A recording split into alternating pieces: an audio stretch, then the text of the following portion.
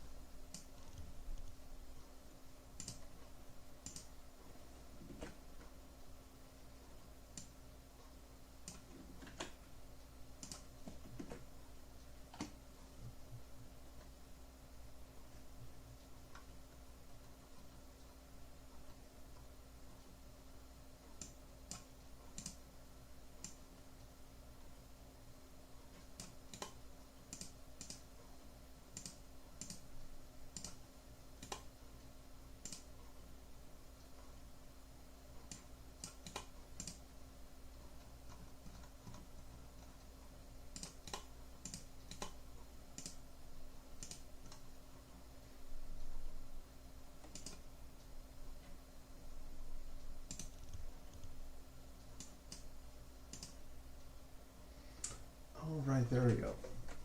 After a little bit of preparing, I've got it up and running. Alright. Let's see. Anybody on 5 watching? Okay. Hello, everybody. Basically, just kind of going to do a little live stream, talk about Cat-Man a bit, how the project is going. Let's just get that all set. Cool. Alright. But yeah, talk about Cat-Man, how the project's going, and do a little bit of working on it. As usual, no spoilers. And yeah, that's basically the game plan for today. I'll be able to answer your questions if you want to know what's going on. Yeah. So basically, let me just get myself set up, and I'll switch the screen over to where's OBS? There it is. Drawing tablet view. All right.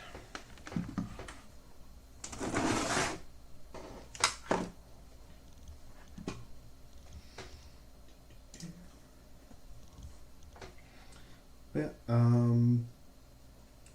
To anybody who's watching this after the fact, I'll from the top tell you that right now I'm doing the final little additions and adjustments to the film. That it's basically finished. Austin's got the first cut, and that very soon there'll be some more updates regarding it. But for now, basically, I'm just tinkering away on the last final changes and additions to the film. There we go. If you're wondering what exactly is my process right here, essentially I animated David doing a movement in 3D. Now I'm going back over it in 2D, essentially rotoscoping the movement.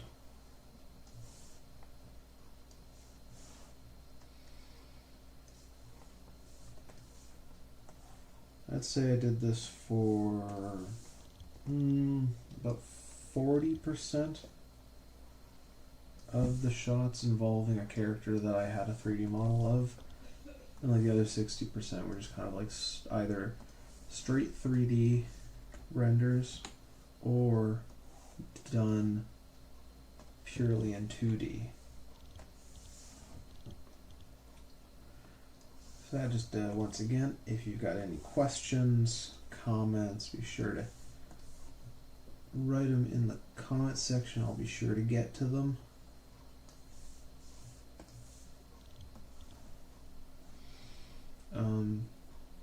But yeah, some other news on my end. Been a big summer. Have gotten engaged, which is very exciting. And if you haven't heard about it already. The show The Gaslight District, made by a close friend of mine. Well, made by a close friend of mine. It's his show. He's the showrunner. Obviously, it's not like he's not the only guy on it. He has a big team involved. But it is his show, and he's been working on the ideas, the script, the character designs, all of that for as long as I've known him, practically. Basically, his dream project that he's always had since high school, it's finally real. It's released. It's The Gaslight District. It's out now on YouTube, on the Glitch YouTube channel. He's an incredibly talented guy. The show is sensational. Be sure to check it out.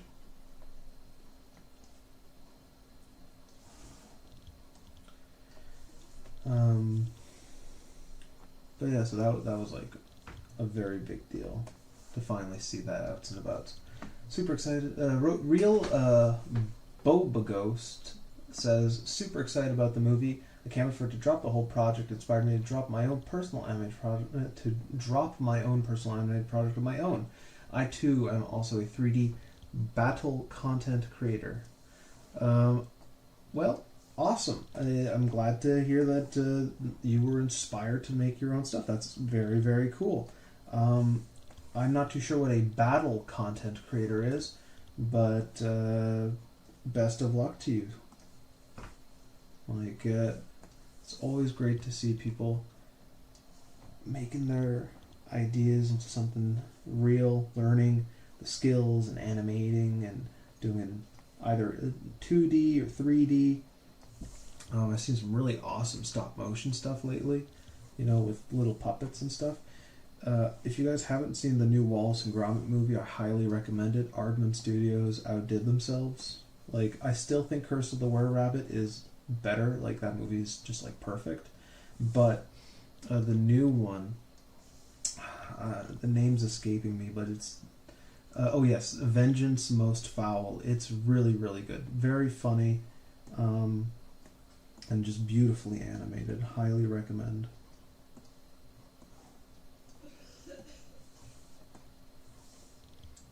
Oh, thank you very much, Real Boba Ghost.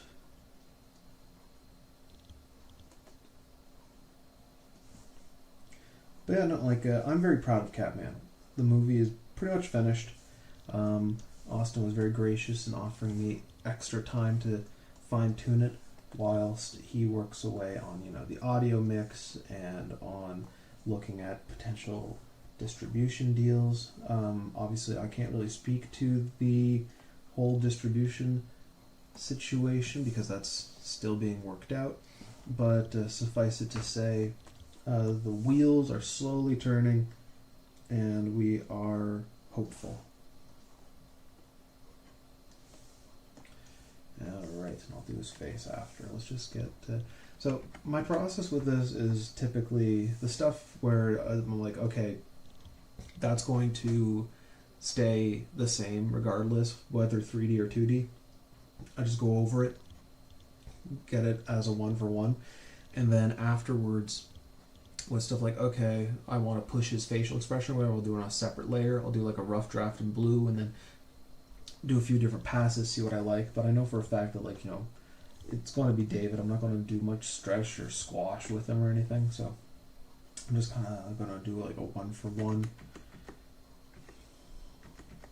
So let's just jump to this frame and then we'll do some in between to make sure the whole thing's nice and smooth.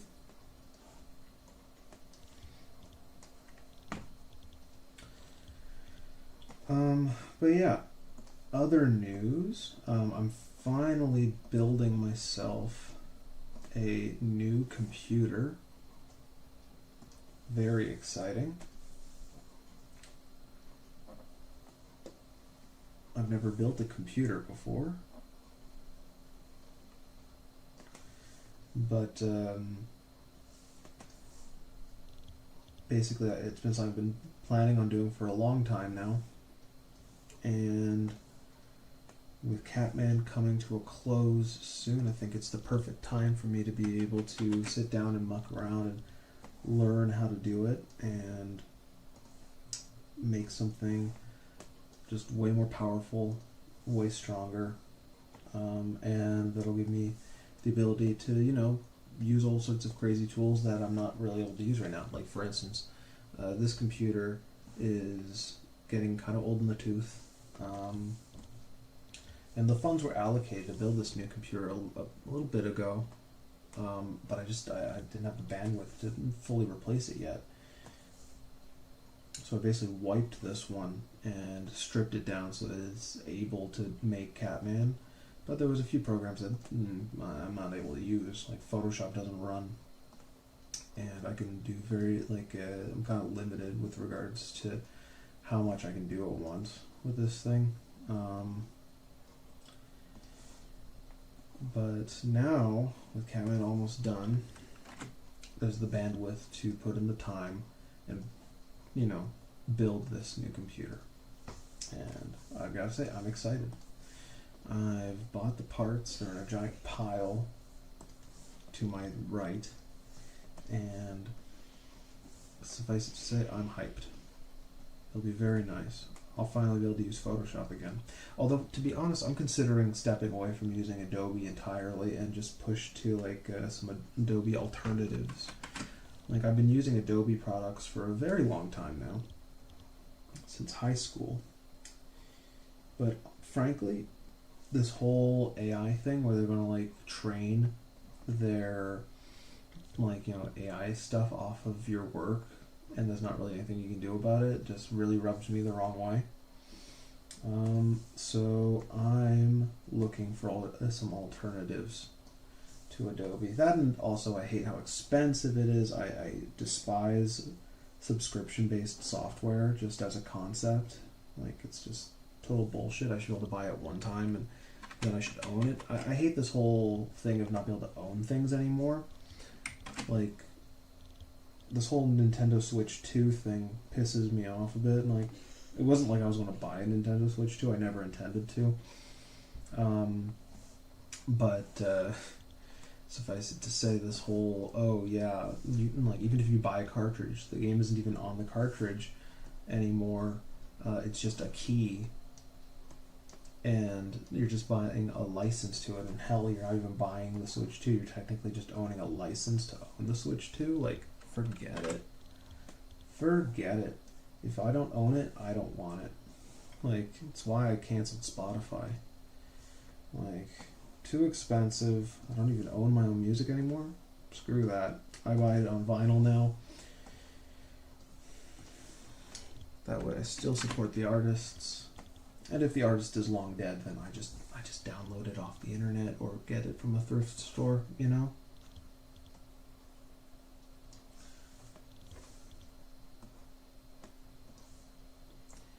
But yeah. No, this whole culture of you don't actually own anything, you gotta rent. And they just want to gouge you for as much money as possible. I'm just over it.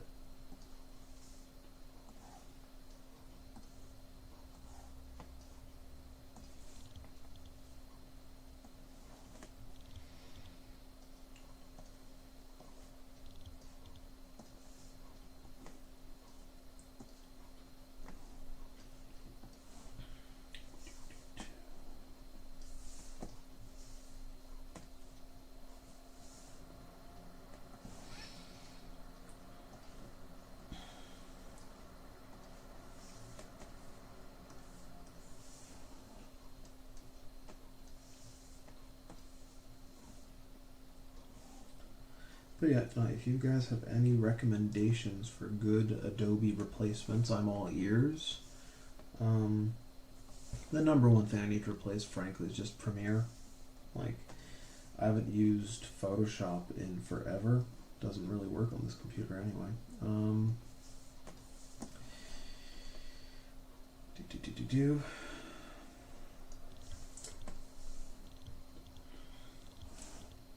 And I've just replaced that with darn, I'm blanking. I just draw on my iPad now. And I don't really have much of a reason for doing image editing these days. Alright, then let's do this last frame here. But yeah, I've heard good things about GIMP as far as image editing and illustration. But more importantly, what I need is a Adobe Premiere replacement. The new computer is going to be running Windows 11 since they're no longer going to be supporting Windows 10 apparently, which I guess that makes sense. Like, you know, Windows 10's kind of old by now, isn't it?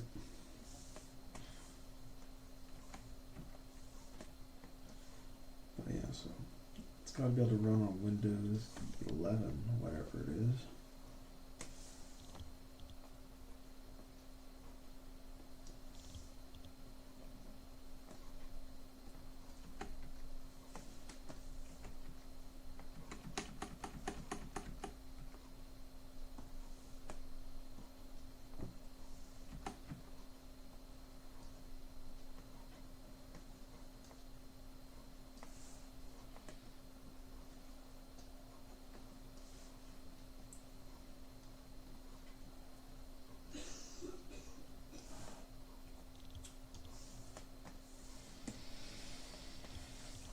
Do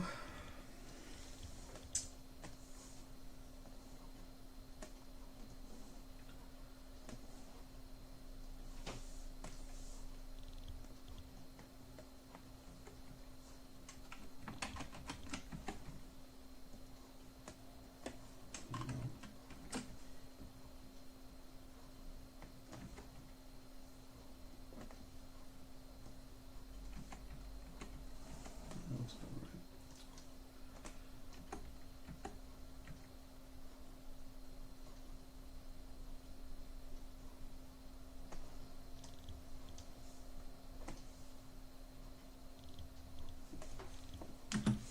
Yeah, I think I could probably scale this up gradually to make it work for me that way. We'll see. Alright. Anyway. As for Adobe replacements, I guess it depends. I use Sumo Paint. Photoshop becomes free on Google apparently last I checked. Blender's good too. Well, I'm okay with my Maya subscription. Maya doesn't, like, I have the Maya Indie package, which only costs me like $300 a year, which isn't too crazy. So I'm reasonably content with that. I know Blender's free, but it's I should learn Blender. I admit I should. It's just I've got so much stuff already designed to work in Maya. Making a whole jump to an entirely new 3D software sounds kind of daunting unless I actually really have to. While jumping to a new video editing software sounds pretty feasible to me. I'm excited to see the world of Cat-Man and other domain characters, says The Who. Well, I'm glad you're excited to see Cat-Man. Like, I'm really very eager to share that with everybody. Hopefully sooner rather than later. It just depends on a few factors. As for me, I'm going to be done my adjustments and fixes by the end of this month. I'm very close to like fixing up and doing the little additions and stuff that Austin and I have talked about on Cat-Man by the end of this month. It's on track, which is great. As for after that, Austin and I are still working that one out. But be sure to stay tuned, you know? But as for Cat-Man's release, I promised this summer, and I stand by that. Cat-Man will release this summer in one capacity or another. We're still working out exactly where and all that. But we will see.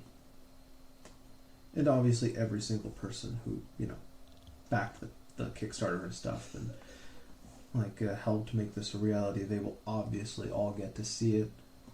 They won't need to if hypothetically we do successfully broker a deal for a streaming service, backers don't need to worry. They don't need to get that service. They will get some kind of a private key to be able to watch it. I guarantee that. New updates make me happy, says Studio Penguin. Well, I'm glad it makes you happy. If you got any questions, I'm here to answer them. I know that I don't do these live streams very often. They slow me down a lot. I've got to admit, having OBS open and the chat there and stuff, it definitely makes me slow down and work a lot less quickly. So I just can't really afford to have it open all the time and do a lot of these, because it makes, something that I normally would get done inside of an hour take me 3, because I get distracted by the chat. But that's a-okay since I don't do this all that often. Alright, let's take a look. Alright, good. But yeah. The movie will be out this summer. Like I said, a first cut of it already exists. All I'm doing right now is some little additions.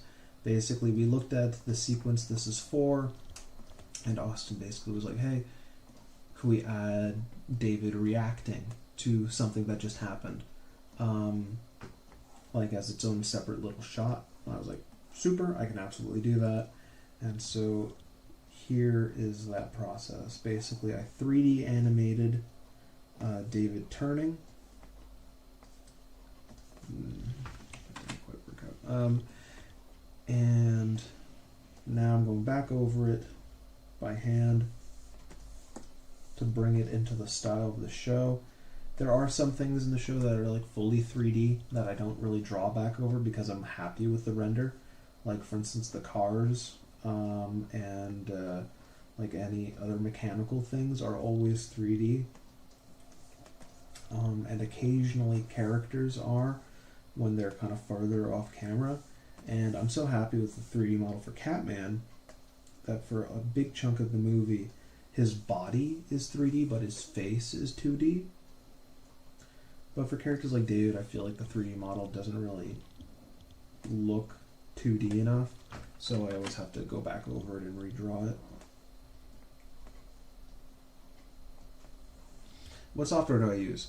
Good question. I'm currently working in TV Paint. This is a 2D traditional animation software. As you can see at the upper portion here, it's TV Paint Animation 11. It works great. It's not a subscription service. Once you buy it, you own it. That is your copy of TV Paint, And that's something I really appreciate. I don't love having to deal with the whole subscription service thing. So, yeah, TV Paint is great for that. The 3D is done in Maya. That one is a subscription-based thing, but rather than pay the astronomical amount for the industry version or whatever, and since I'm not a student anymore, I can't get the student version. What I have is the indie version because, I am an independent animator on an indie production. This is indie animation.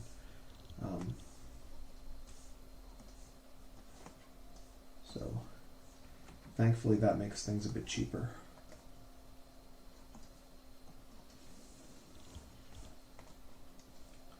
So the two main softwares involved in what I'm doing right now is Maya 3D for the 3D reference that you're seeing me draw over, and TV Paint for the 2D animating, which is what we're in right now.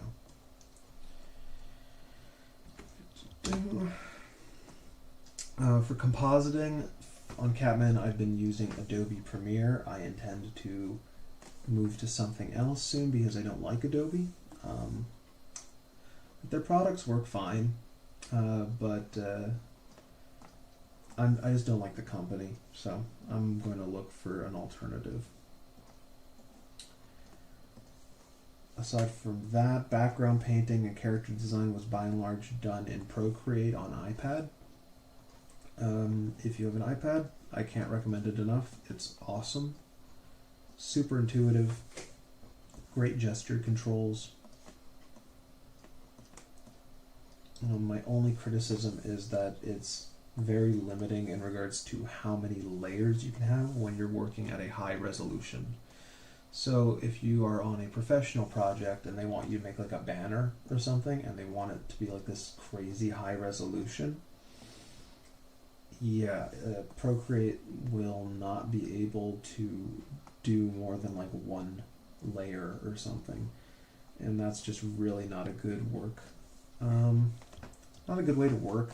You shouldn't just work off of one layer when you're illustrating. You should ideally have a number of them.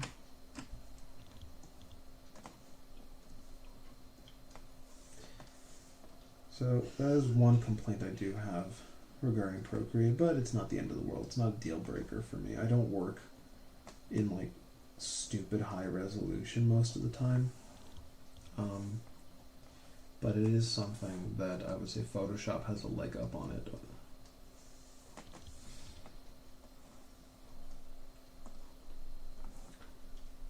And it's probably because Procreate's on iPad. I do wish that there was Procreate for like, you know, just PC.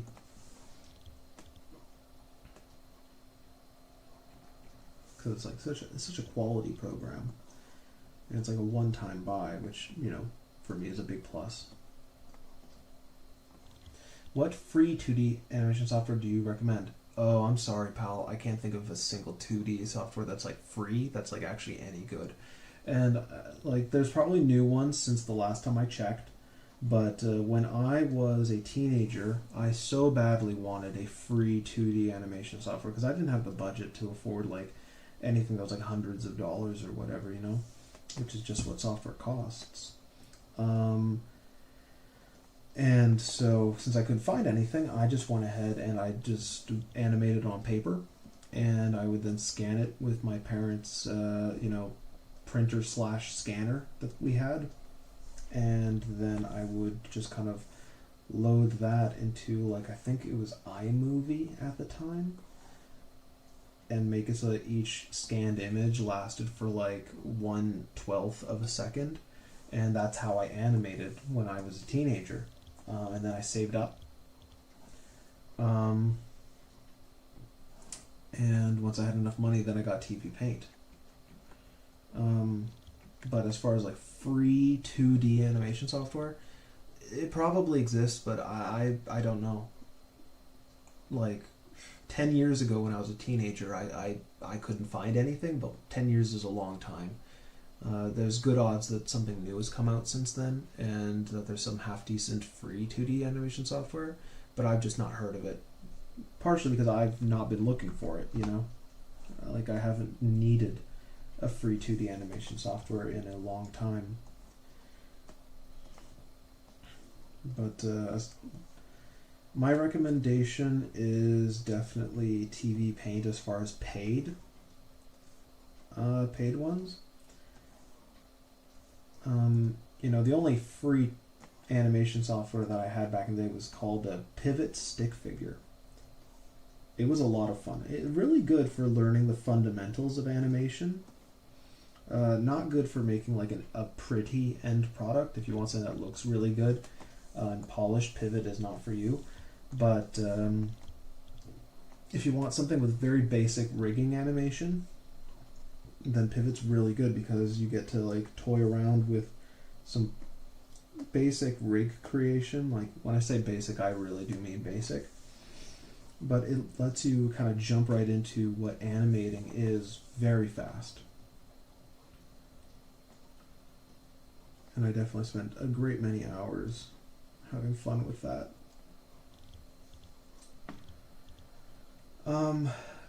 Grummix8 says, really nice, make it unique.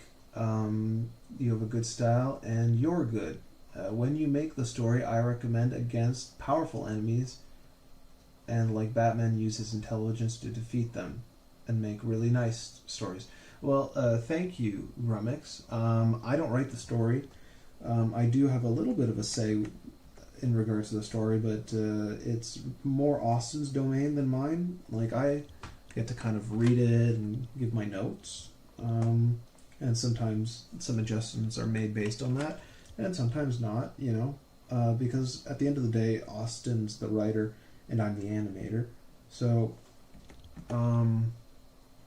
that's just kind of that on that front. But I'm glad that you like the style.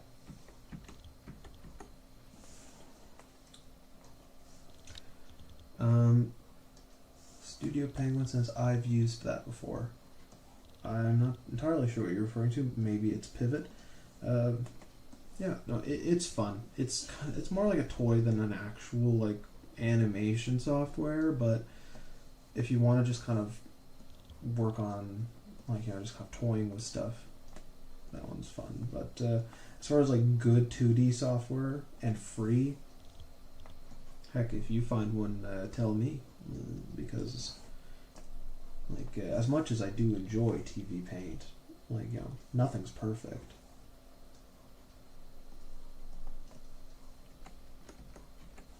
Cool, that looks good. But no, I do like how TV Paint works. It's very intuitive. You got your layers down here, your timeline here, your main workspace up here.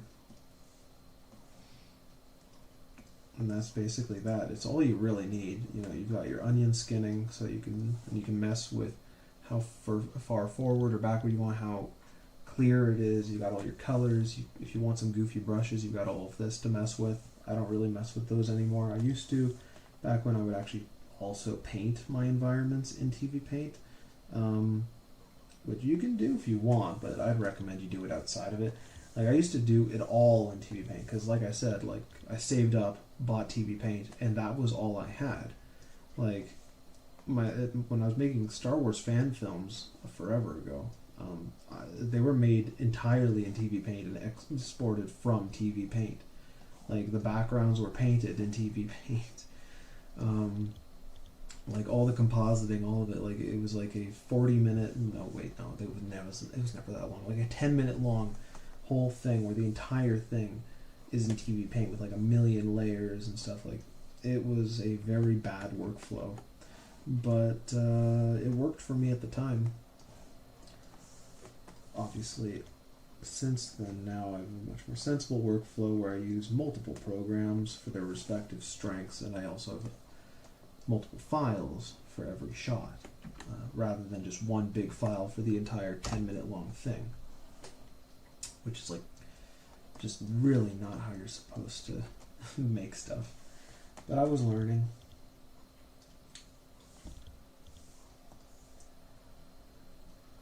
Star Wars stuff you should make. Having music videos really good, rock and roll. Okay, well, I'm glad you were able to pop into the live stream, Grummix8. If we could find any musicians who would like to collaborate on a Catman music video thing, that'd certainly be fun. I'd have to obviously run that by Austin, but certainly an interesting idea. Krita is pretty good. You should get it. What is Krita? Is that for illustration, animation, compositing? The name vaguely rings a bell, but I can't quite put my finger on what it is.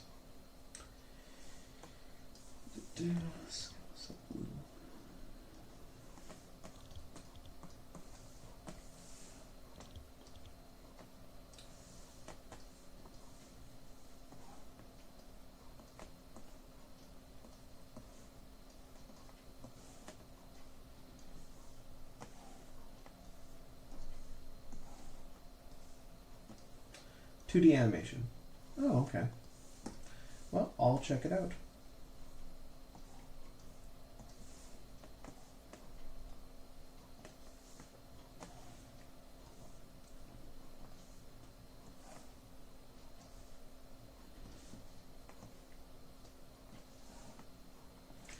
Alright, well, glad you were able to stop by, Studio Penguin.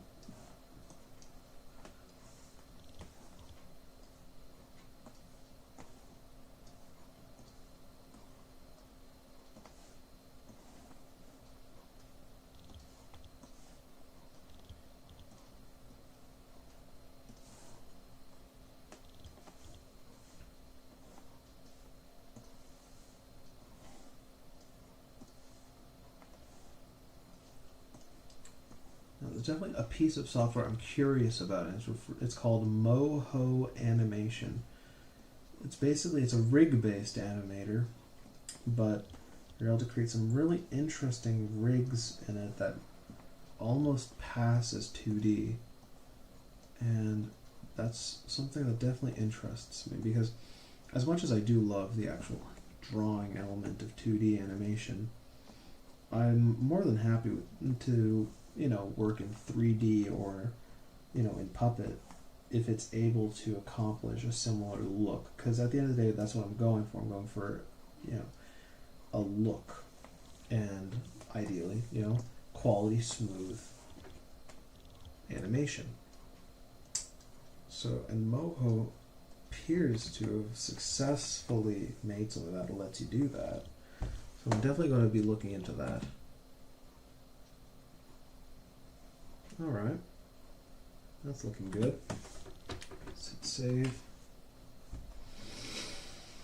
Okay.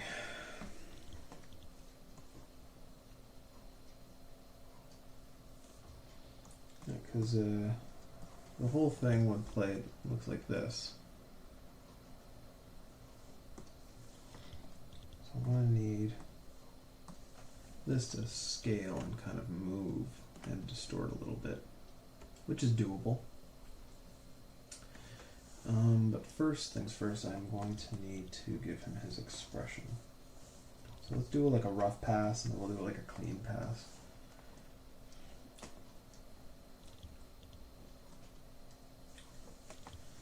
Alright.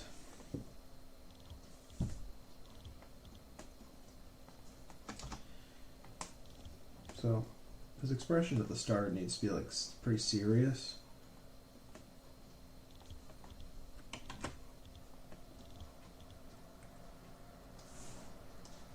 Yeah, that works.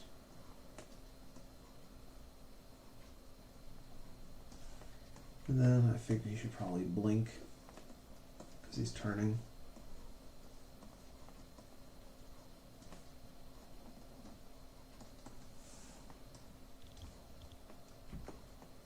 Starts to kind of look up a little from his blinking.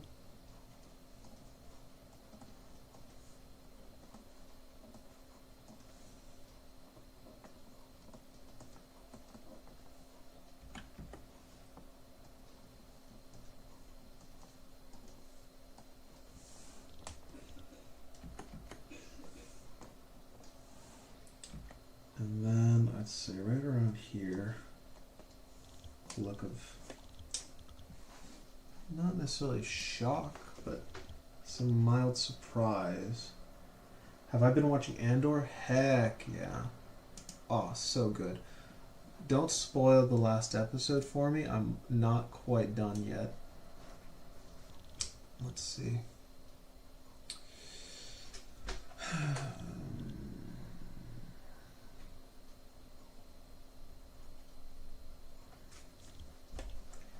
Okay. I just needed to look at something. Alright.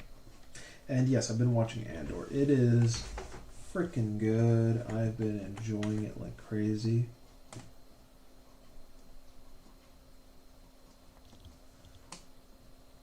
Like, it makes the plot of Rogue One just so much better.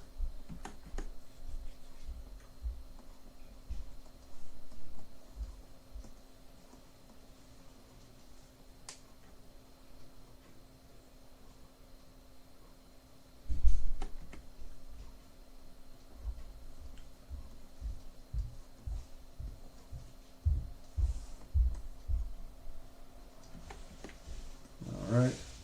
So, kind of shocked.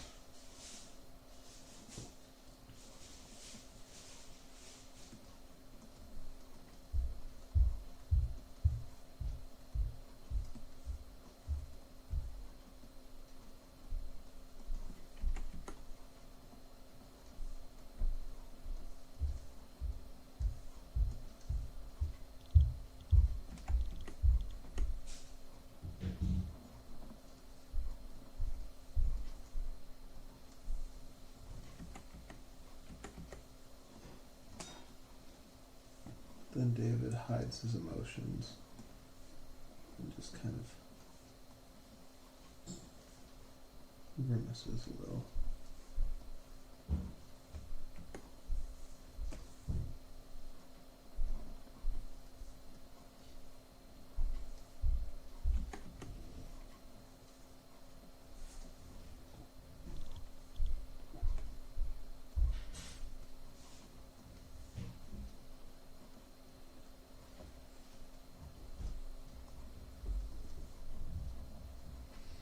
Like Andor season 1 was really good, but season 2 just like raises the bar even higher, in my opinion.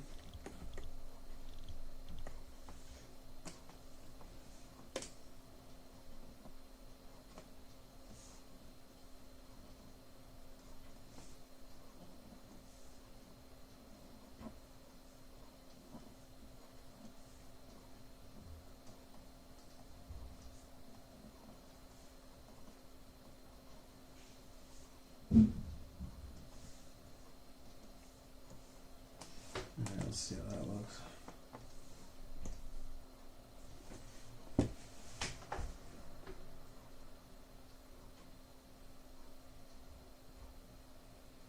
I don't hate it, but I feel like it's too blink and you miss it.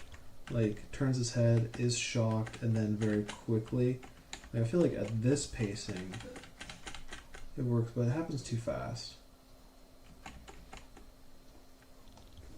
Maybe I need to slow down the turn a little bit. Create some in-betweens. Let's see what you think about that.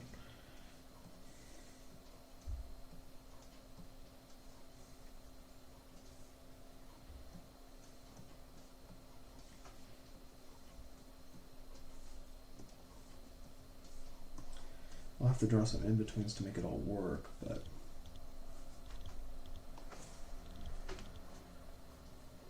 Yeah. Yeah, that's better. I'm gonna have to draw some in-betweens, but that just feels more right. Okay.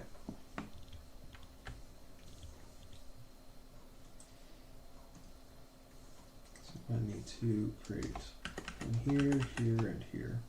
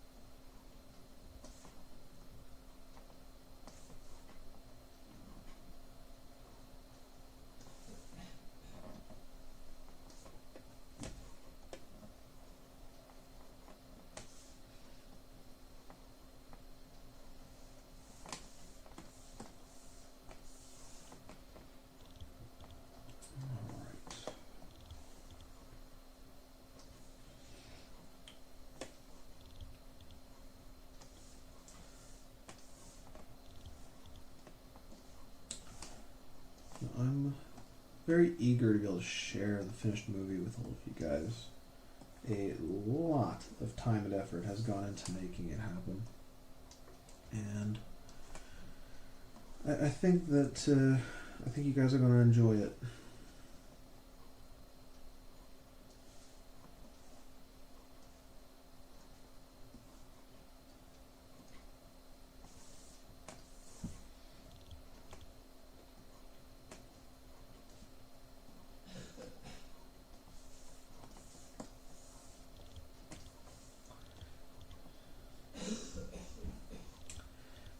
glad you're enjoying watching the workflow. Zeke Queck. I'm not too sure how to pronounce your username. Yeah, no, I've basically been doing this non-stop every day for Jesus, a very long time now. Over a year. Are we almost at 2 years? Something like that. Yeah, no, the Cat-Man project has definitely given me the opportunity to really focus on my abilities as an animator, be able to improve my ability to create designs and stuff. I think that this is just a copy paste. No. Yes, it is. Good. Very good. Alright. Here. That. Wait, what? That can't be right. Go here. Go here. And come on, there it is. Then we go here, here. I see why that didn't work. Okay. There's this head, and there's this head. So let's create one right here, right in the middle. That should do the trick. Oh.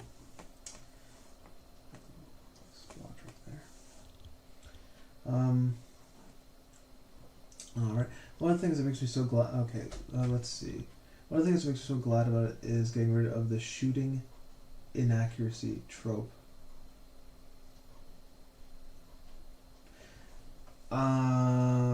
Med Boom. I'm not entirely sure what you're referring to.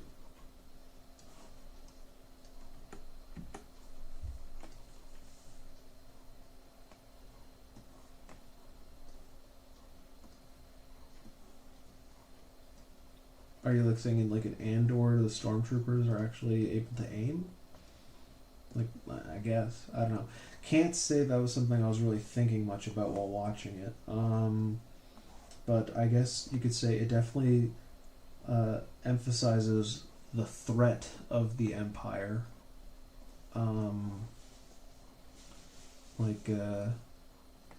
Which I guess was one thing that did bother me to a certain extent with shows like Rebels.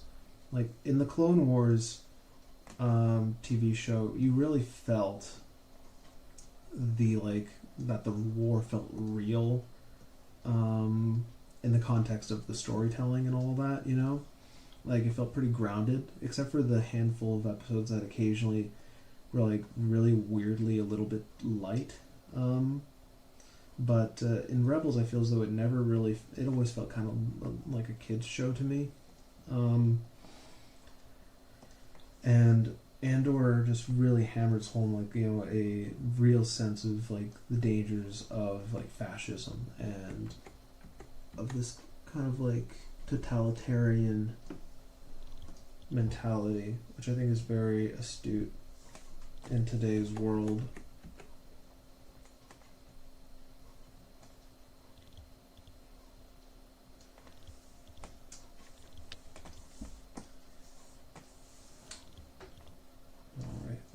Good. There we go. I like that. But yeah, no, Andor is just, it's a great show. Like, all the characters are very well written.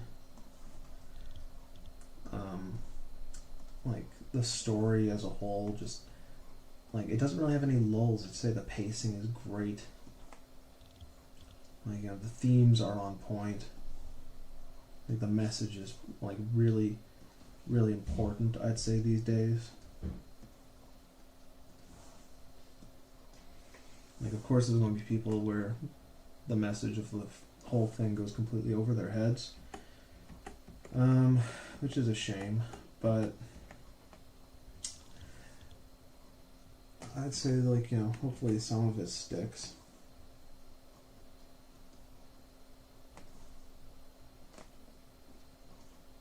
Like, I'm glad it's not just, like, you know, and of course we need other just fun adventure stories. I'd say Cat-Man is like that, you know, it's just kind of like a fun mystery story. Like, I'd be lying if I said Cat-Man's got some grand thesis. Like it's like it's a fun superhero action movie. It's not. I wouldn't say it really has that much to say, but I'm really glad that through the lens of Star Wars, that with Andor they've been able to make something that I'd say really does have a stance and has something to say.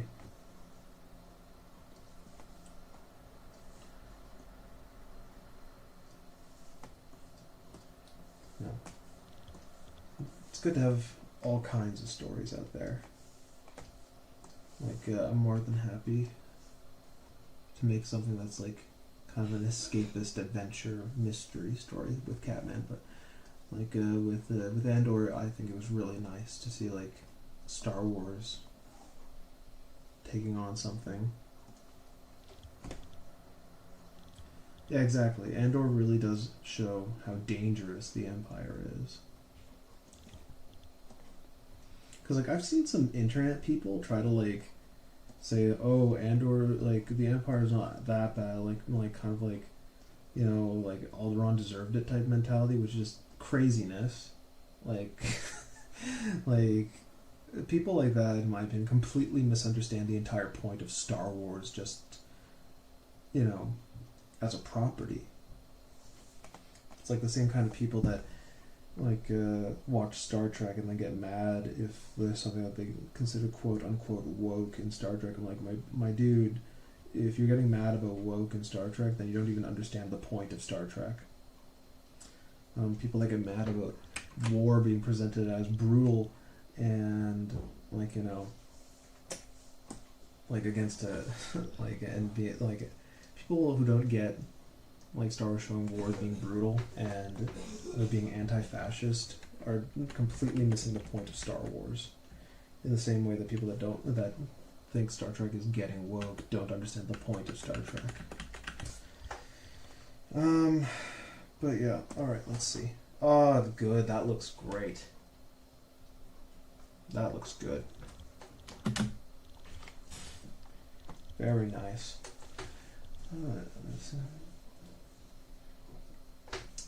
Yeah, exactly. You know, like Andor is kind of a more is a take on the galaxy that feels a little bit more like this is what the everyday person is dealing with. You know, like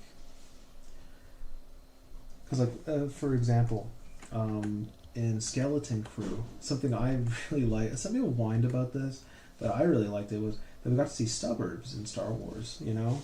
Because like it feels as though Star Wars only ever shows us like big cities or middle of absolutely nowhere, you know. Like it's either Coruscant or Tatooine, and then if it's something else, like for instance Naboo, it's either giant palaces or swamps, and I don't know, like there's so much more in this world, but like average Joe watching Star Wars doesn't live in any of these places, you know, like, well, cities, I guess. Cities are pretty normal, but, you know, like, it was cool seeing the suburbs in Star Wars, to see like ordinary people. Alright. Kind of jerky, but it works. It'll work better once I smooth out the whole facial animation thing. Alright. Here, go here, create our new layer, and we'll do the facial animation on here.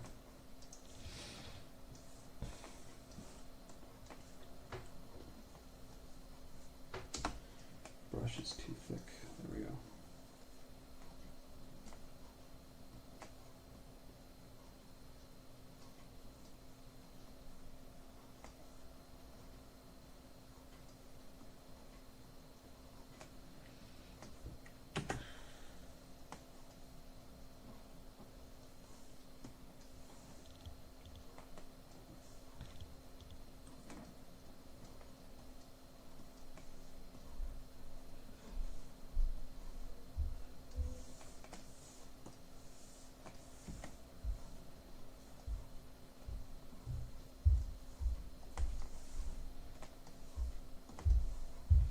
If Vader cities were in, that would have diminished the show. Yeah, I agree with you.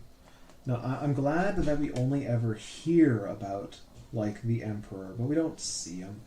Like, because it's not, like, the show isn't about the Emperor or Darth Vader or anything like that. Like, that's not the point of Andor. Like, the point is about, like, the struggle of everyday people and how the tyranny of the Empire has pushed everyday people into banding together and form the Rebel Alliance.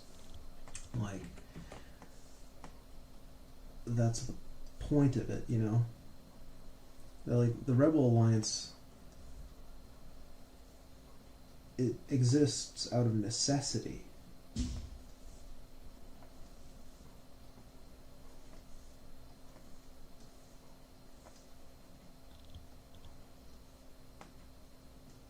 Right.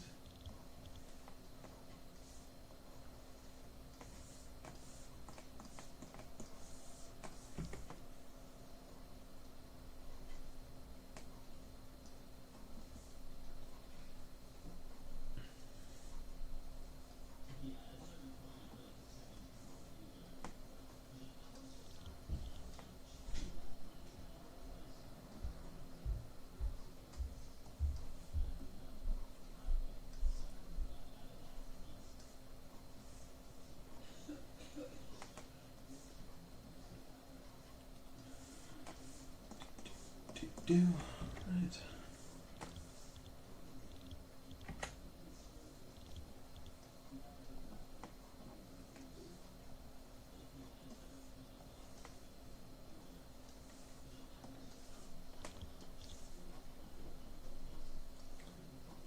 So, in other news, I've recently started watching a new streaming service that I've come across.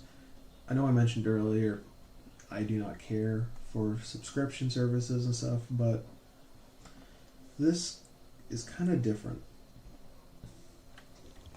because it's called Dropout. It's made by the folks who did College Humor. Like, my feed on Instagram was basically being blown up by reels showing clips from their various shows that they're making, and I gotta say, I always found it hilarious. So finally looked into it and decided, you know what? I really like what these people are making. It's not some massive corporate conglomerate that I'm giving my money away to. It's like to people who are making like really funny comedy and entertainment. So I decided, screw it. Went ahead and got the subscription, and I've started watching some of their shows, and damn if they're not like the funniest stuff. Like, it is really, really good.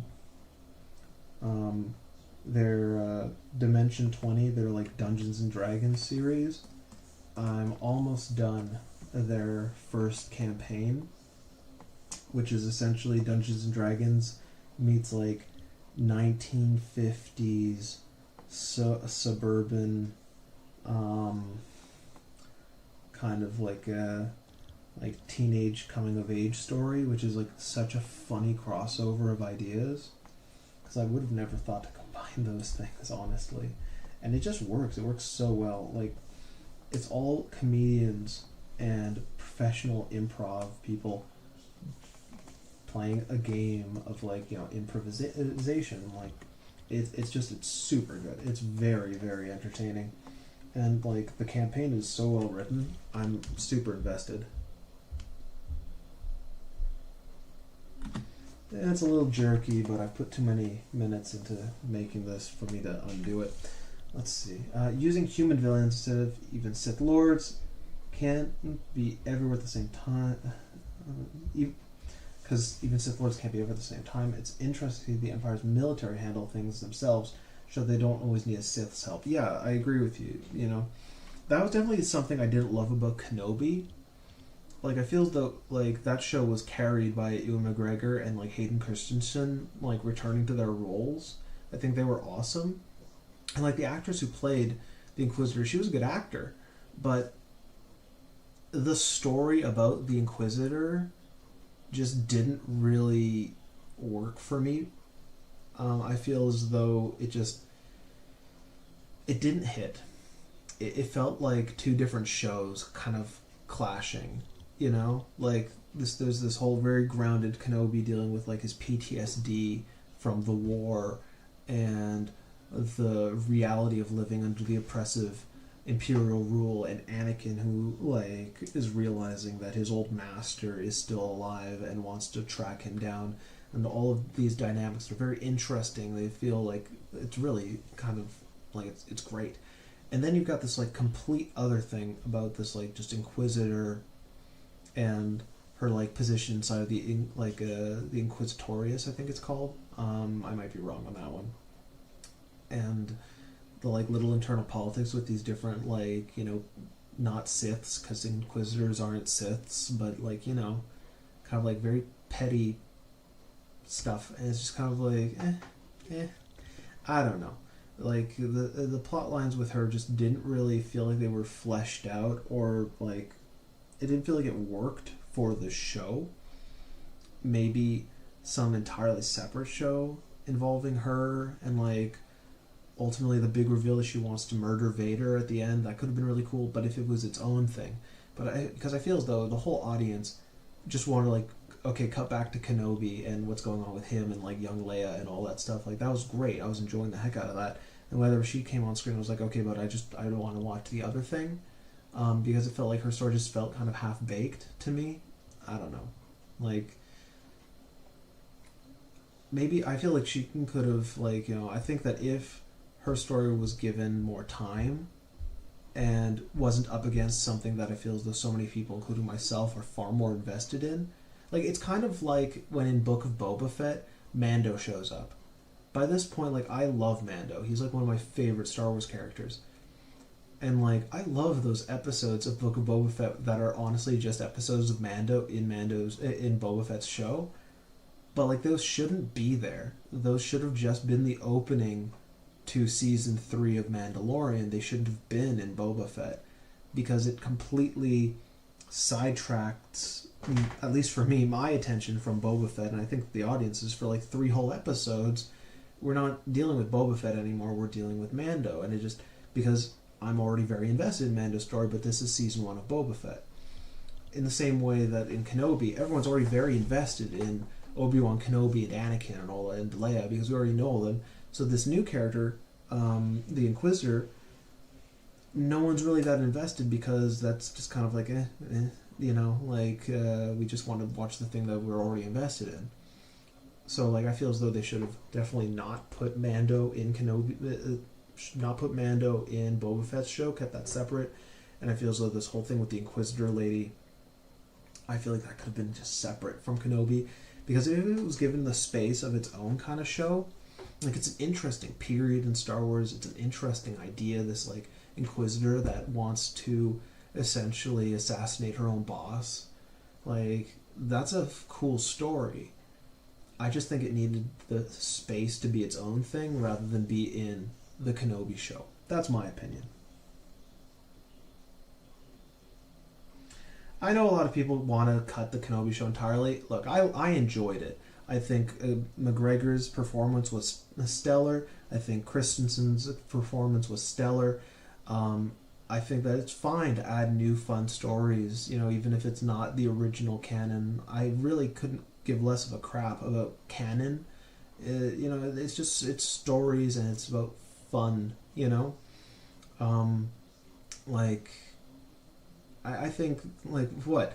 So Obi-Wan, after the events of Revenge of the Sith, literally just rots and doesn't train Luke, doesn't do anything for like 20 years. He just sits in that hut and does literally nothing for 20 years. Like, I don't know. I feel like he would have gone on at least 1 or 2 little adventures. And this show was that. Like, I enjoyed it. And like, the final fight between Kenobi and Vader was awesome. Like, there's no arguing it. That fight was awesome. The choreography was killer.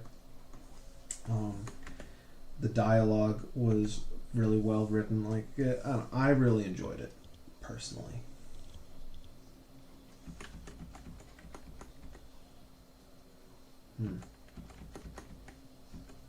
Yeah, okay, I need to adjust this.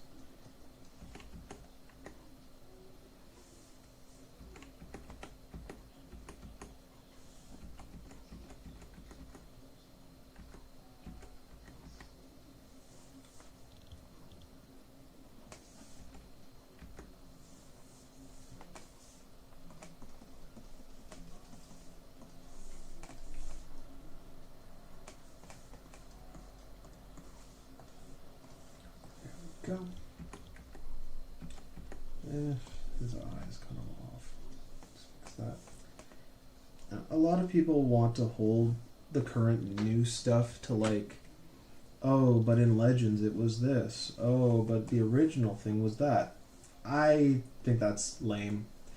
Like, if you're holding everything accountable for like crap that was written in the 90s or whatever, and that like even Lucas only kind of hand wavy considered canon himself, then I really don't feel as though Disney needs to be beholden to that, frankly. Like, it doesn't make the old stuff cease existing. It's just a separate canon. Like, Star Trek is fine with having multiple canons, for Pete's sake. Like, it's had shows airing at the same time that take place in different canons.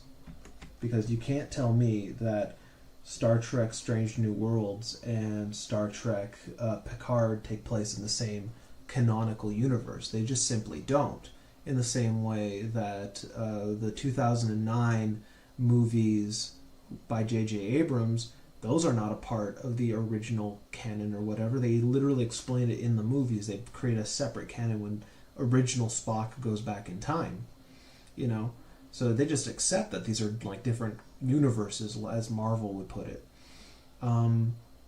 But what it comes down to is just the ability to create multiple different shows without being like, you know, slavishly stuck to whatever the last guy wrote, you know?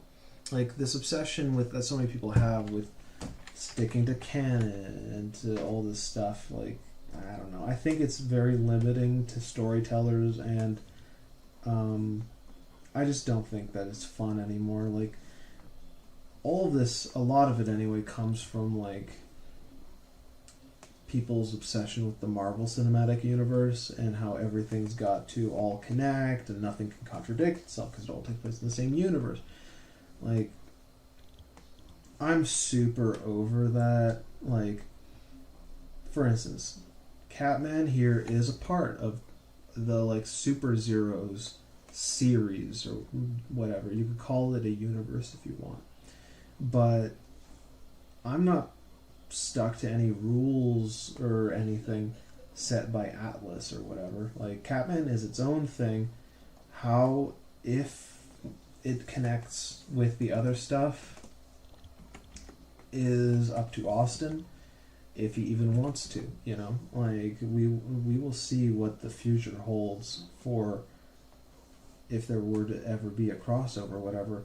But at the end of the day, what Super Zeroes is just the opportunity to make different stories, you know? Like, it doesn't have to strictly follow some, like, strict set of rules to make sure that it doesn't contradict some other thing, you know? Like, I that's my opinion on things. Because, like, I'm very over the whole, like, this needs to be canon, that's not canon, stuff. Like, there's a reason why I don't do Star Wars fan films anymore. Everyone was whining about any little inaccuracy that I had in it, and it was costing me an arm and a leg to produce, and it was netting me $0 in return, along with constant messages and emails, people saying that Disney will sue me for making a fan film, which they won't and they don't. It was just becoming way too much of a headache, which is why I stopped doing it.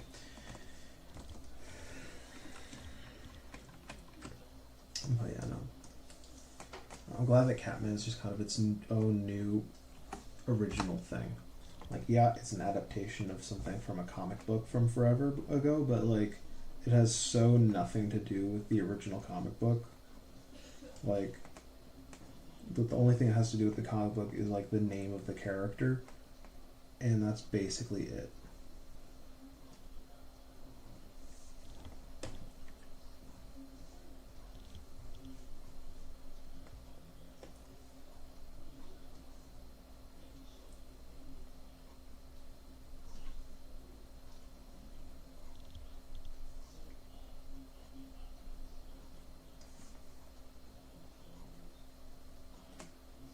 me personally, I really don't care if one movie kind of contradicts another movie or whatever.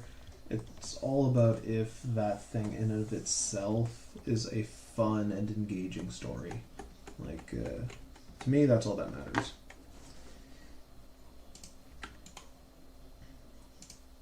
Okay, let's see.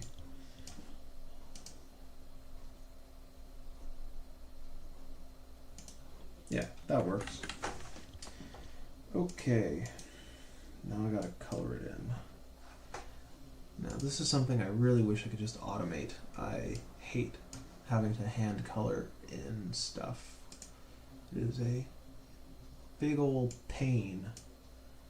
I wish I could just color in like the first the first frame and like the last frame, and then tell the program color in the rest of it, you know?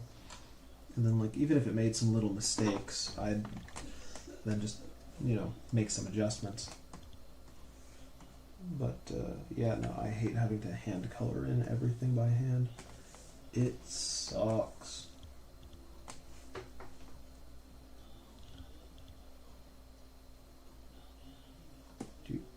Do. There we go. This right here, coloring, is definitely my least favorite part of animation by like a pretty big margin. It's just not satisfying to me, and it's always tedious, and the more details a character has, the more frustrating coloring that character becomes. And if like for some reason they're not airtight, like there's like a little gap, then the bucket tool doesn't work right and ends up just spilling out everywhere, and then I gotta find the little gap, and it's just always a hassle.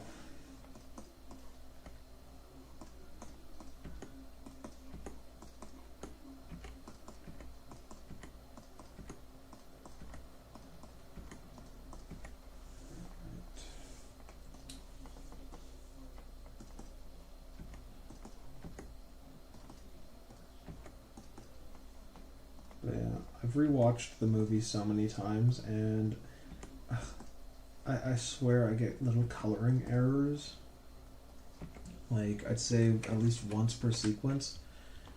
And, like, I just can't be bothered to go back and fix it. Like, oh, for some reason his ear turns yellow because I accidentally didn't, like, separate it correctly.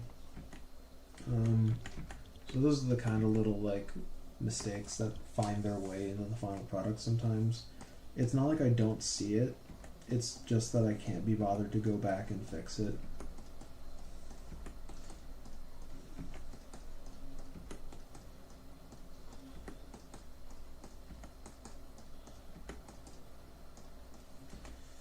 Right, and yellow for his hair.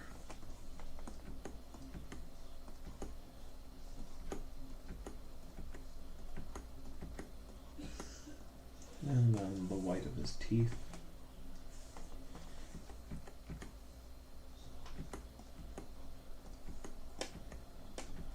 Now this is definitely a task I wish I could just automate.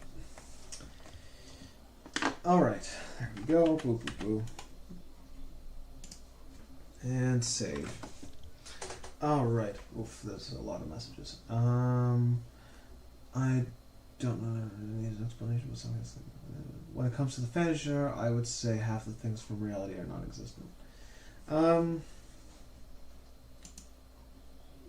Yeah, that looks good. Okay. Let's just merge these two layers. Okay. Good. Alright, so let's go ahead and export you.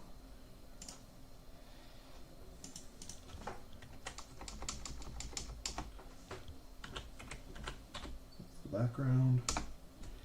And 12 frames per second. Okay, good.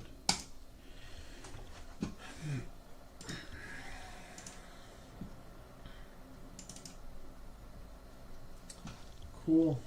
And now we'll export you as an MOV to anim.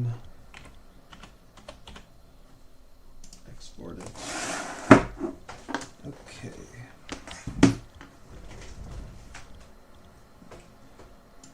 Let's just move you over here and open up OBS and switch display. Cool. Okay. So this goes over here.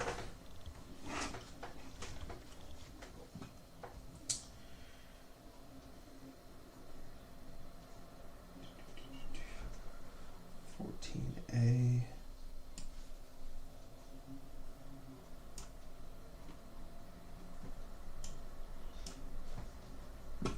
And then 14 anim. And we'll nest this as S13-14A. Alright, we'll go in here to work on it. I think I got David's hair color slightly wrong. Well, it's not the end of the world. Okay. Video effects. Distort. I think Spherize is the one I want.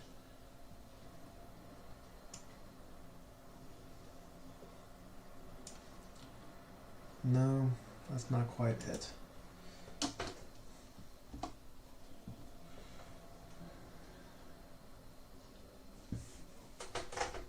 Lens distortion might be it.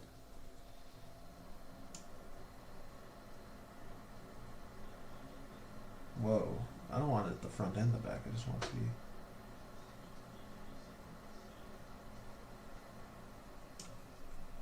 Fill color, no fill color.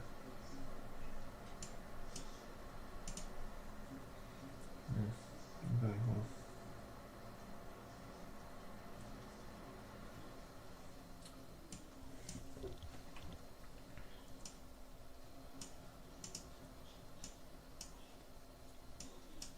Okay, cool. Go here.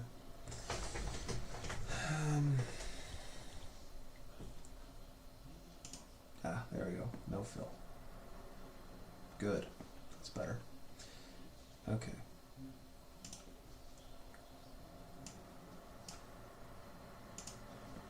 Here we go.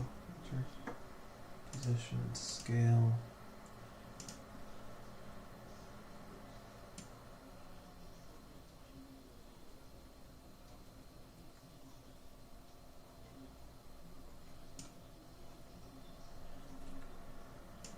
Pull this over a little more. Move it down a little bit.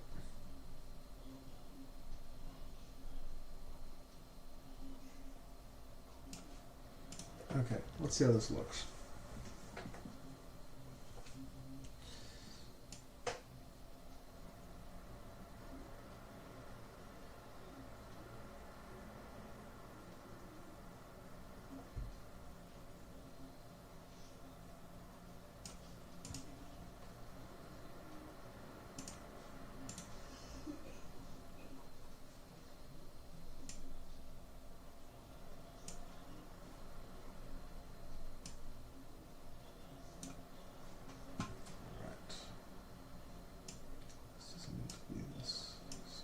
This could definitely be more like this. Okay, there we go.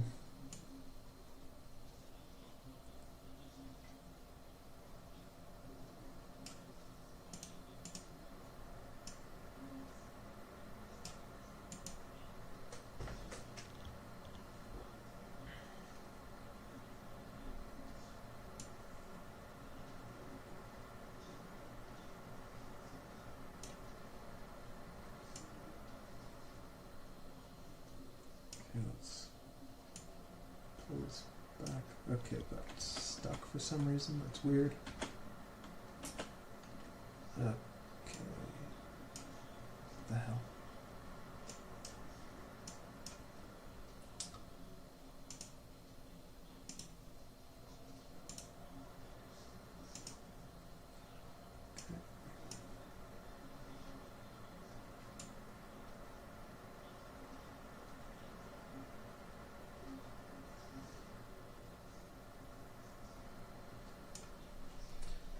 Okay. Kind of hard for me to tell how it looks until I do a test export. So that's what I'm going to do.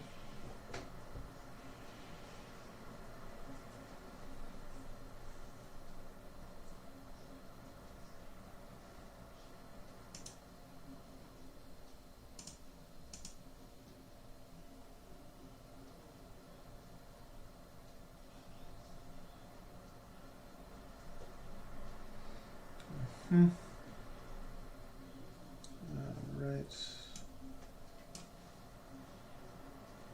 And export.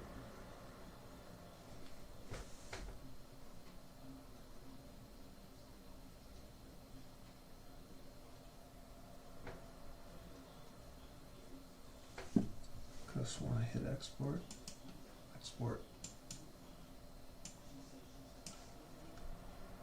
Export. There we go. Took it a moment. Hello, Fred. No worries. Long story short, I'm just working away on some little additive shots to the movie. As I've mentioned before, the first cut is fully finished and exists. I'm currently just adding little additive moments here or there, or going back and making slight adjustments to improve the quality overall of the film. I'm very pleased with how it's coming along. I've got, let's see what day it is today. I've got like about 15 days left on the project, and then I'm finished with Cat-Man. Obviously, there'll probably be like some merch and some other little bits of advertising, and hey, fingers crossed for a Cat-Man 2. But for the moment, there we go. That exported great. But yeah, I am almost done Cat-Man, the first movie. Alright, there we go. Okay, let's see how this turned out. This is what I've been working on all stream, and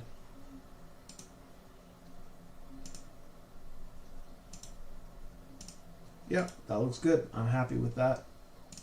Okay. Well, Fred, I'm sorry that you just dropped in and it's already over, but my game plan for the stream was basically work on this shot, finish this shot, and then end the stream. As I've mentioned before, working on this while streaming slows me down quite a lot. So I'm going to keep on working, but I'm going to have to end the stream now so that I can move on to the next shot and get some more work done today. But thank you everybody who came to watch the stream. It's going to be privated, so only folks with the email are going to have it, and who backed the project and all that are going to have access to this live stream after it's over. Yeah, I hope that you all have a great day.